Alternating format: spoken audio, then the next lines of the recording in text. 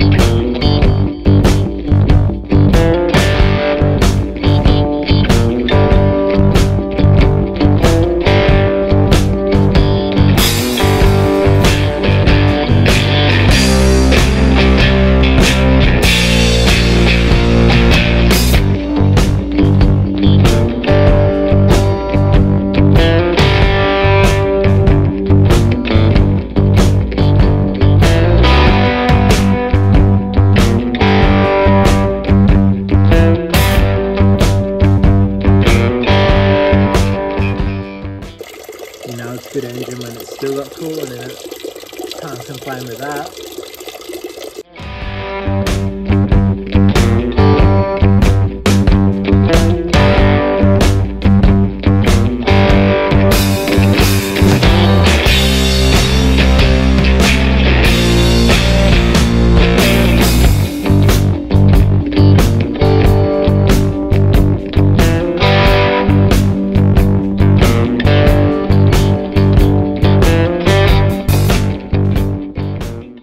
Rightio, so I've got all the hoses undone and the mounting bolts undone down here and on each side, so should be right to lift it off. I think I'll get the forky and we will get it off and should be able to see the motor a bit better.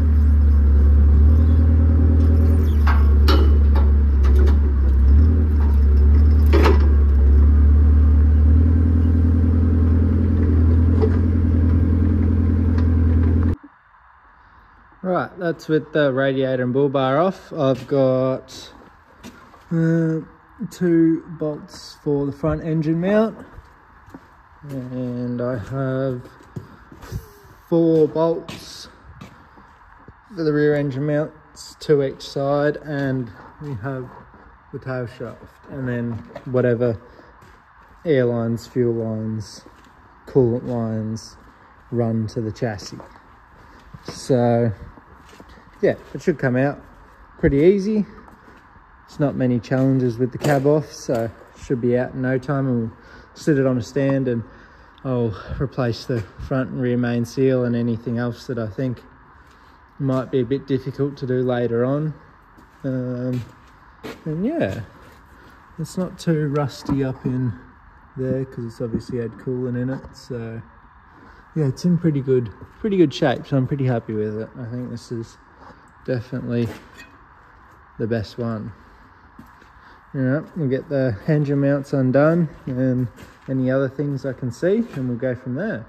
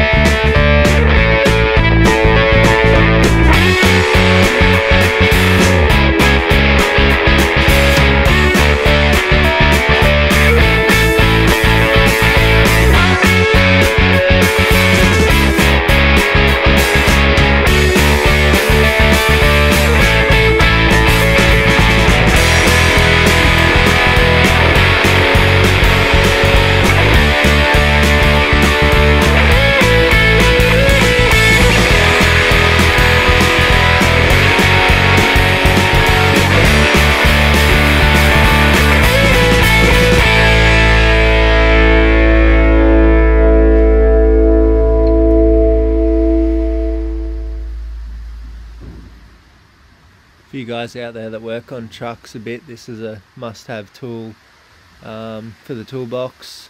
The proper brand's called Tiger Tool, I think, but this is just a knockoff one, but they all do the same thing. You can see how easy it just pushes that uni cup out. You can spend a long time beating on them with a hammer or struggling to get them to move. I should have taken the grease nipple out so it pushed the cap all the way out, but yeah, you can see how much easier it makes it, so definitely worth having one.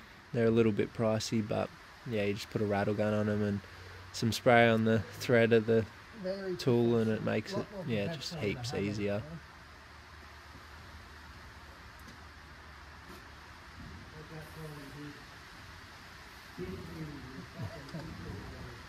And use the jack Loctite and the big hammer.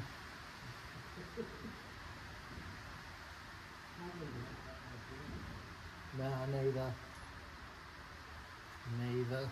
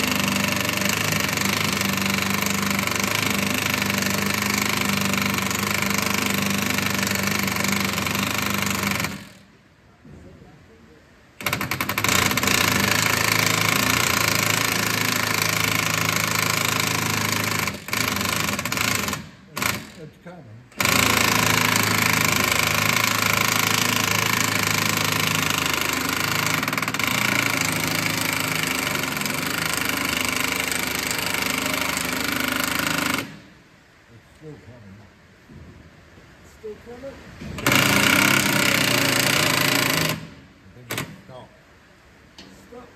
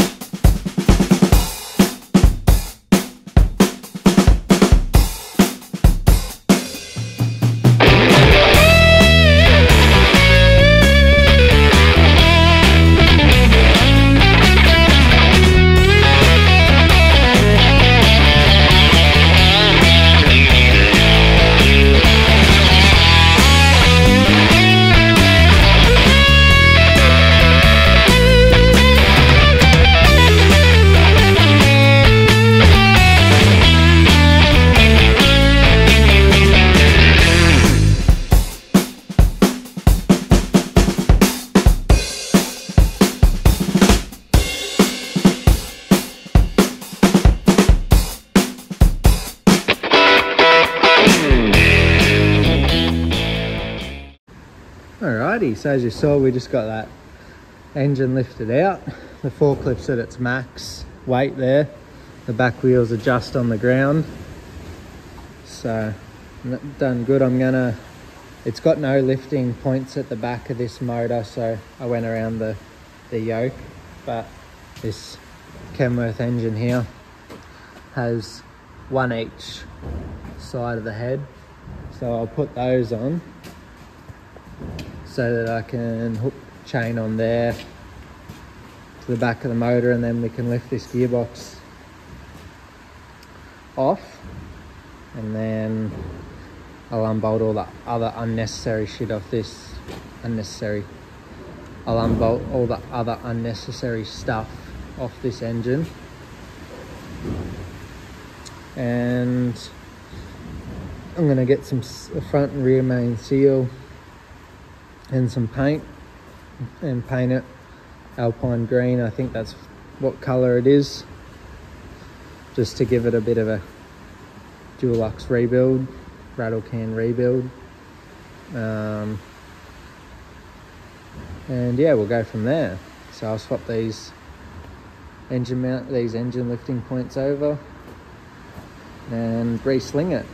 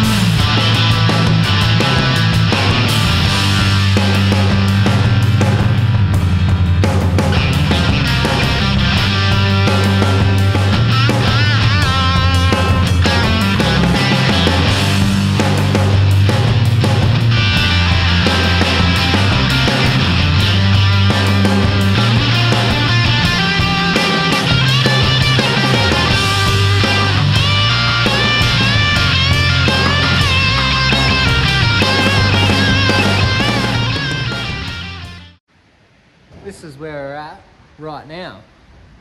Gearbox disconnected from engine.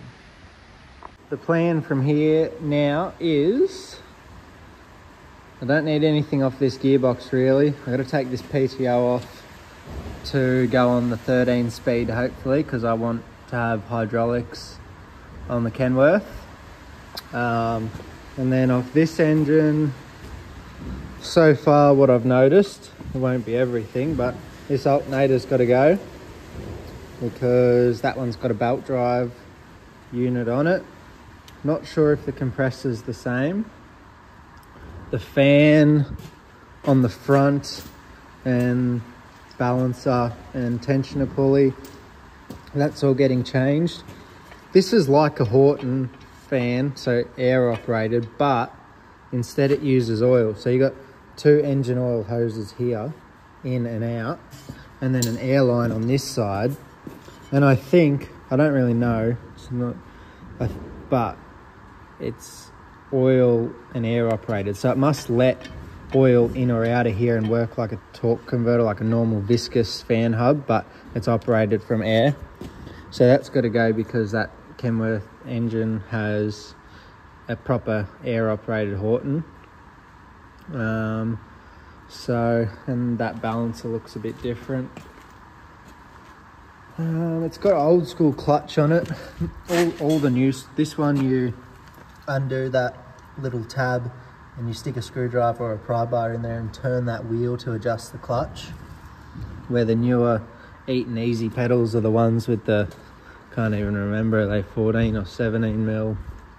I want to be imperial, but bolt that you push in and adjust it. That's the number. That number's now been superseded to something else, so I've got some people looking for whatever clutch I need. Oh yeah, power steering pump has to be changed. That's the belt drive alternator. I might see if I can put a seal in that because it looks pretty wet in there. And then this is the Horton. It's got 3 belts on it, no tensioner pulley. The whole fan hub actually moves up and down with that bolt there. Jake switch to go in the governor, that's what that is.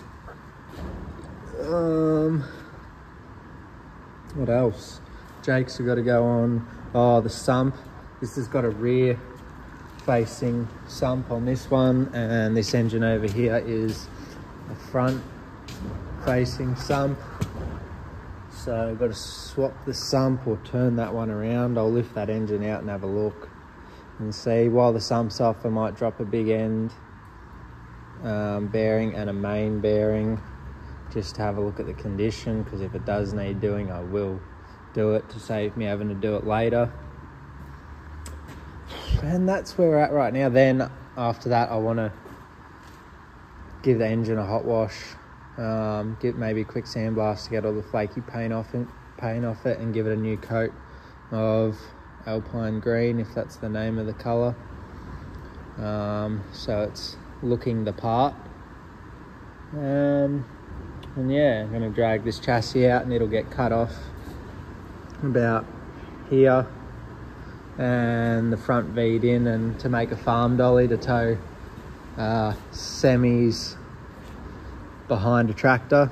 So it'll have a turntable in the middle there, and then yeah, then it can hook it up to a tractor and you can tow semis around and other trailers. But that's the plan at this stage. So just got to try and organise clutch, front and rear main seal, swap over bits, clean it up, paint it, and then in the meantime, while that's happening, bring the other truck in. I've got that front radiator cross member to weld up, and I might give the inside of the rails a bit of a coat of paint to clean it up a bit. But that's the plan. So I may swap over I may start pulling some bits off this and just have a good look and a think, and we'll go from there. This is meant to be summer out here. I don't know what's going on. It's just a bit wet. So most of the videos are time lapses because it's been too loud on the shed roof all day. and you wouldn't be able to hear anything. So yeah, most of them be time lapses, but yeah, a bit wet today.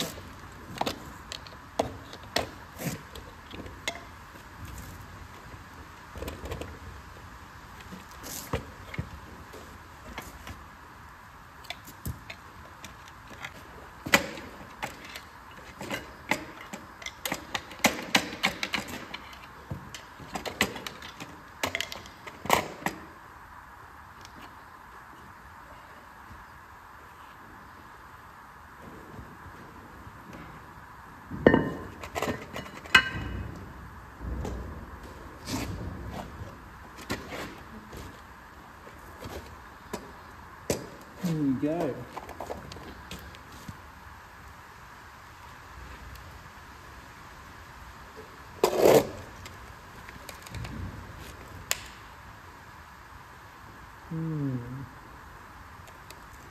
Yeah. We just spent today mostly cleaning up because there was stuff everywhere and I couldn't really deal with it. So done a fair bit of cleaning. And that's where we're at the moment. This will probably be it for this week because I've just really got to wait on bits now. Obviously I've got a lot to swap over, but I can't bolt much on without gaskets and seals. I need front and rear main seal, sump gasket, gasket to go behind the alternator because we're obviously swapping that to belt driven one. A clutch. I think I found a good deal on a clutch a few hours away that's well worth driving to go get. It's a new old stock one because I pulled this, as you saw, I pulled this clutch off. It's not too bad, but I'm in this far, so is it really worth reusing it?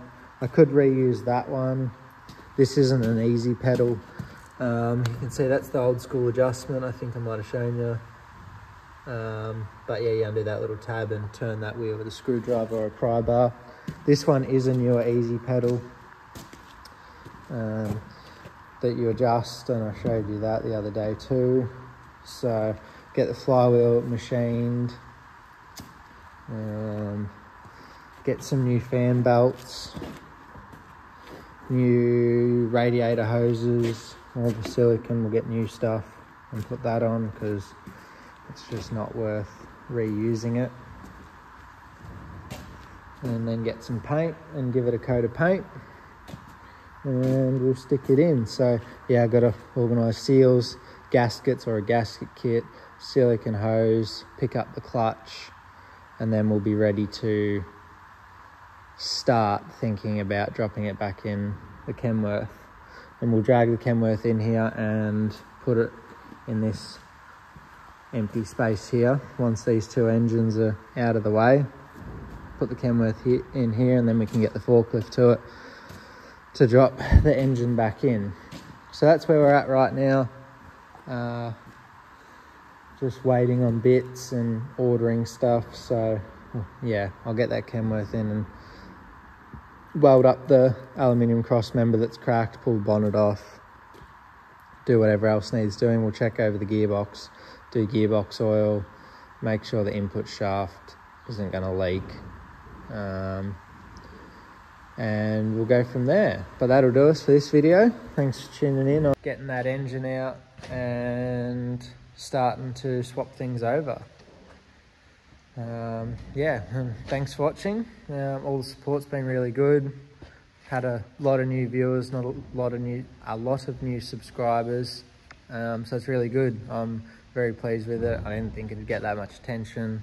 So yeah, really glad all you guys are watching and enjoying it, and haven't had really any bad comments. So yeah, it's going well. Thank you. We'll see you on the next one.